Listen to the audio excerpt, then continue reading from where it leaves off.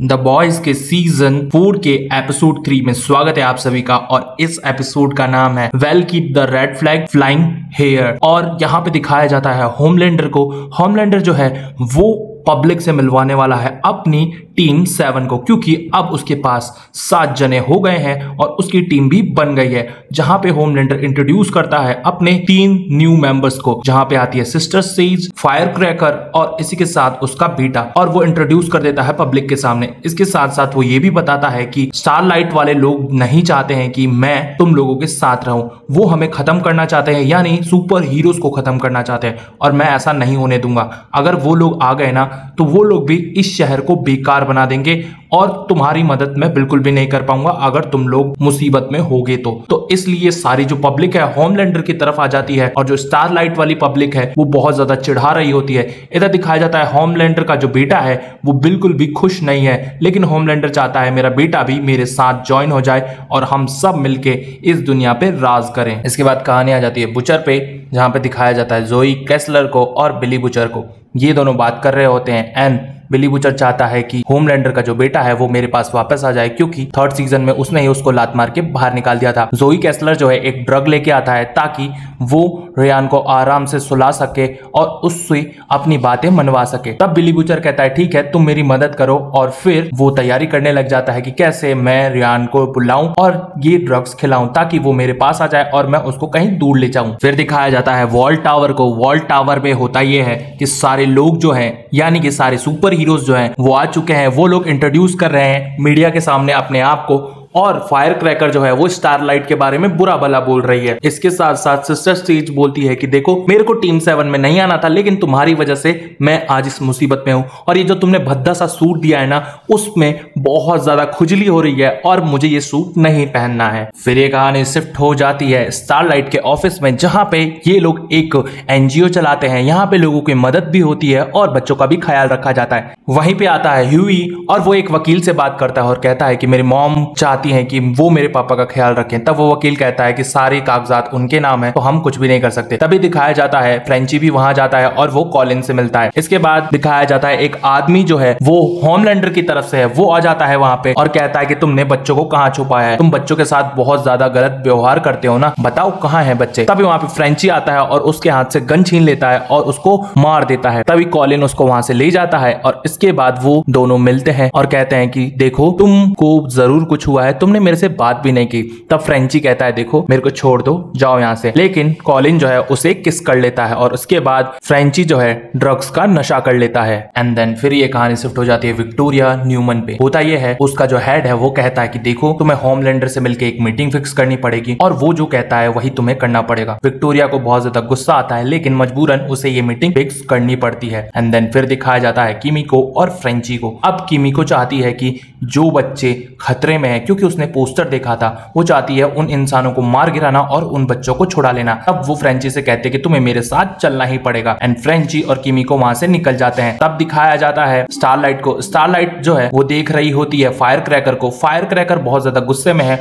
और वो स्टारलाइट के बारे में बहुत बुरा भला बोलती रहती है। तब स्टारलाइट सोचती है कि इसको मेरे से प्रॉब्लम क्या है, ये क्यों मेरे बारे में बुरा भला बोलती है। एंड वो सोचती है कि मेरे को फायर क्रैकर से मिलना ही पड़ेगा। इसके बाद दिखाया जाता है रियान को। रियान जो है एक गेम खेल रहा होता है, तभी उस गेम में एंटर हो जाता है बुचर और वो कहता है कि तुम्हें मुझसे मिलना चाहिए। अब वो कहता है कि मुझे नहीं मिलना है तुमसे, लेकिन बुचर मानता नहीं है और कहता है कि तुम्हें मुझसे मिलना ही होगा। एंड देन वो चला जाता है मिलने बुचर से। यहाँ पे कहानी वॉल्ट में वापस आ जाती है, जहां पे जो हेड सेक्रेटरी है उसको निकाल देती है सिस्टर स्टेज, और यहाँ पे हेड सेक्रेटरी को बहुत ज्यादा गुस्सा आता है और कहती है कि मैं यहाँ से चली जाऊंगी, मैं यहाँ पे कभी नहीं आऊंगी। एंड देन जब वो सेक्रेटरी बाहर निकल जाती है तब सेज कहती है कि देखो हमारा जो इंफॉर्मेशन है वो लीक हो रहा है, किसी ने तो स्टारलाइट वाले लोगों को छुड़वाया है और वो जो फुटेज है मारने वाली वो उन लोगों को दी है ताकि वो बेगुनाह साबित हो जाए। तो हमें कुछ ना कुछ करना पड़ेगा और हमारे वॉल्ट में कौन खबरी है उसका पता लगाना पड़ेगा। फिर दिखाया जाता है डीप को। डीप जो है अपनी गर्लफ्रेंड से बातें कर रहा है और उसकी गर्लफ्रेंड एक ऑक्टोपस है वो चाहती है कि वो उसे निकाले और हम एक वेकेशन पे जाएं, पर डीप जो है वो कहता है हम नहीं जा सकते, पहले ही मेरा मजाक बहुत ज्यादा उड़ाया जा चुका है, मैं तुम्हें बाहर नहीं निकाल सकता हूँ, I am sorry. And then फिर दिखाया जाता है बुचर को। बुचर जो है उस ड्रग्स को मिला के एक केक बना रहा है, एक स्नैक बना रहा है, और तभी वहां पर रेयान आ जाता है और वो उसे ऑफर करता है कि लो ये स्नैक्स खा लो, लेकिन वो नहीं खाता और कहता है कि मुझे भूख नहीं है। तब बुचर कहता है कि चलो थोड़ा गेम खेल लेते हैं, एंड ये दोनों गेम खेलने लग जाते हैं। इधर दिखाया जाता है मदर्स मिल्क और ए ट्रेन मिलते हैं। मदर्स मिल्क ए ट्रेन को कहता है कि देखो तुम हमारी साइड आ जाओ और तुम वॉल्ट की सारी खबरें हमको लाके दोगे, क्योंकि मेरे पास तुम्हारी फुटेज है, और अगर तुमने कोई भी चालाकी की तो ये फुटेज मैं सीधा होमलैंडर के पास पहुंचा दूंगा, फिर देखना तुम्हारी चटनी बन जाएगी। ए ट्रेन कहता है देखो मैं अफसोस के साथ कहता हूं कि मैं तुम्हारी मदद नहीं कर सकता। मदर्स मिल्क कहता है देखो मैं जानता हूं तुम्हें भी बहुत ज्यादा बुरा लग रहा है, उन 3 लोगों को मार के तुम्हारा भाई जो है अपाहिज हो गया है, उसके साथ भी तुमने बहुत बुरा किया, इसलिए मैं चाहता हूं तुम हमारे साथ आ जाओ। और फिर ए ट्रेन सोचने पे मजबूर हो जाता है कि मुझे किसका साथ देना चाहिए। इधर दिखाया जाता है किमीको और फ्रेंची को। ये लोग उस जगह पे पहुंच जाते हैं। अब किमीको जो है वो कहती है कि देखो तुमने नशा किया है क्या? एंड देन फ्रेंची कहता है नहीं नहीं मैंने कोई नशा नहीं किया। एंड देन वो जब उसकी आंखों में देखती है तो उसे साफ साफ दिखाई दे रहा होता है कि वो नशे में है। इसके बाद गुंडे आ जाते हैं और लड़ना चालू कर देते हैं किमीको से, लेकिन किमीको तो म्यूटेंट बन चुकी है, उसे अब कुछ भी नहीं हो रहा है। लेकिन इधर फ्रेंची जो है उसे नशे में अनाप शनाप चीजें दिखाई दे रही हैं, और नशे में कॉलिन भी दिखता है जो उसे बोल रहा होता है कि तुमने मेरे पेरेंट्स को मार दिया है और तुमने बहुत सारे लोगों को मारा है। एंड देन उसका नशा जो है वो टूट जाता है। तभी दिखाया जाता है किमीको से एक लड़की भिड़ जाती है जिसके चेहरे पे एक निशान है। एंड देन फ्रेंची पूछता है कि ये लड़की कौन है, पर किमीको नहीं बताती और वो लड़की भी वहां से भाग जाती है। फिर ये कहानी आ जाती है बिली बुचर पे। बिली बुचर जो है अपने बेटे से बात कर रहा होता है, और तभी उसका बेटा बोलता है कि होमलैंडर ने मुझसे किसी इंसान का कत्ल करवा दिया और मैं भी कातिल बन चुका हूँ। अब बुचर कहता है कि देखो मेरे पास समय बहुत कम है, तुम मेरे साथ आ जाओ, लेकिन वो नहीं मानता है और कहता है कि मुझे तो जाना ही पड़ेगा। और इसके बाद बुचर जो है वो स्नैक्स गिरा देता है डस्टबिन में और कहता है कि ये बहुत खराब बने हैं, तुम इसे टेस्ट मत करो। एंड देन वो कहता है कि ठीक है हम एक और गेम खेल लेते हैं। एंड देन ये लोग बातें फिर से करने लग जाते हैं अपने लाइफ की और अपने बारे में। इधर दिखाया जाता है स्टारलाइट जो है वो फायर क्रैकर से मिलती है। स्टारलाइट जो है वो बोलती है कि तुम्हें क्या हुआ है और मैंने क्या बिगाड़ा है तुम्हारा, मैं तो तुम्हें जानती भी नहीं हूँ। तब फायर क्रैकर कहती है कि बचपन में याद करो हमने एक साथ कंपटीशन दिया था और तुमने कहा था मुझे कि ये लड़की अपने टीचर्स के साथ सोई है ताकि इसे प्रमोशन मिल सके,